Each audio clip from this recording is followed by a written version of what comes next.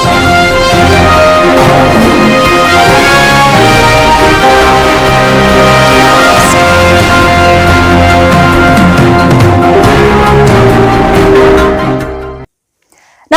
आप देख रहे हैं पंच न्यूज एनसीआर और मैं हूं आपके साथ मानवी ठाकुर। शुरुआत करते हैं आज की खास खबरों से। अधिक अपडेट्स के लिए बने रहिए पंच न्यूज एनसीआर के साथ।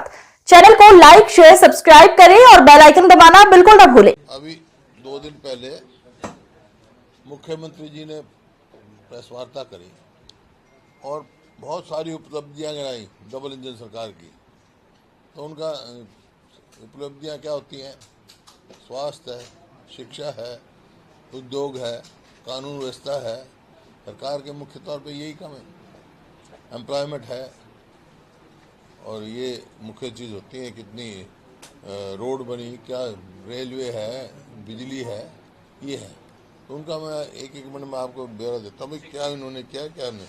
उन्होंने तो देखो ये लिखी, हरियाणा का विकास किया है। उनमें विकास में क्या लिखा है कि माननीय प्रधानमंत्री जी हरियाणा के विशेष लगाव है। वे 11 वर्षों में 14 बार हरियाणा पधारे हैं। तो वे 14 बार हरियाणा पधारे हैं तो क्या क्या करके गए हरियाणा में, ये मैं बताऊंगा आपको। और हर बार उन्होंने हरियाणा को बड़ी बड़ी परियोजनाएं दी, उन्होंने कहा। और किस किस का दिया?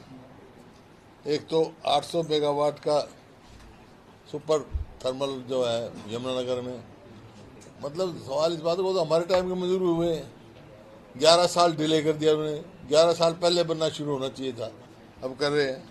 इसी प्रकार से इन्होंने जो कर रहे हैं, इससे पहले उन्होंने western dedicated corridor, railway coach, railway repair factory, railway coach factory मंजूर हुई थी, वो इसमें बदल गई। ये सारी बातें मैं लिखूँगा, ये तो मोटी मोटी बता रहा हूँ आपको। तो इसके आधार पर बताता हूँ आपको थोड़ा सा 11 साल में हरियाणा में क्या किया इन्होंने। शिक्षा में देखो, कांग्रेस का टाइम लो आप, कि नए स्वास्थ्य विद्यालय, 6 नए मेडिकल कॉलेज हमारे समय में खुले। करनाल, मेवात, खानपुर, महेंद्रगढ़, भिवानी और फरीदाबाद। एम्स 2 जो एम्स बाड़सा में खुला। नेशनल कैंसर इंस्टीट्यूट बाड़सा में खुला। जो ये कह रहे हैं उनकी देन है, वो देन इसमें लिखा है, आपने उनको पढ़ोगे तो लिखेंगे। इसी प्रकार एम्स 2 में हमने 10 सुपर स्पेशलिटी संस्थान मंजूर करवाए थे। 641 नए ग्रामीण अस्पताल बनाए,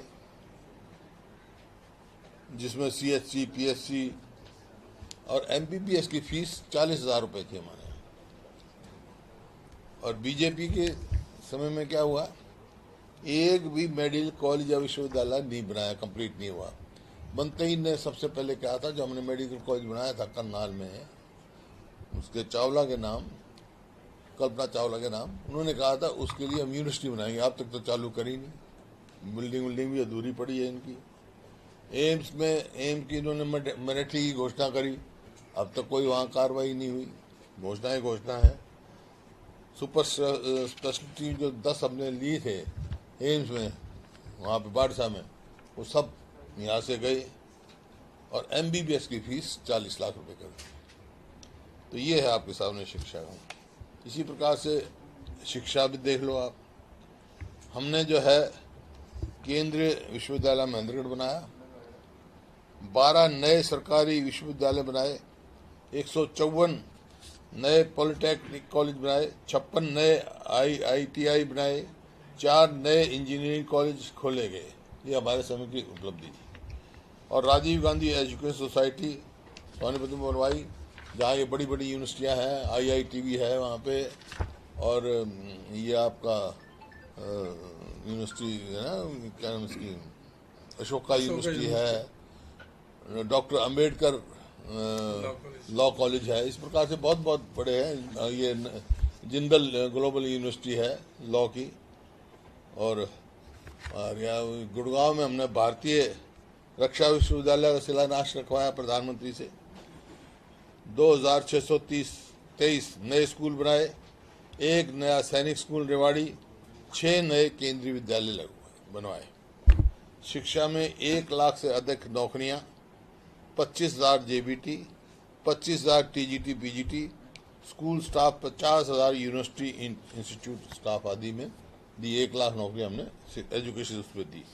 हर जिले में डाइट खोले गए और डॉक्टर अम्बेडकर छात्रवृत्ति योजना लागू की हमने। इन्होंने क्या किया? इन्होंने एक भी केंद्रीय विश्वविद्यालय नहीं खोला। सरकारी विश्वविद्यालय, पॉलिटेक्निक, आईआईटी, इंजीनियरिंग कॉलेज कोई नहीं खोला इन्होंने। 11 साल हो गए।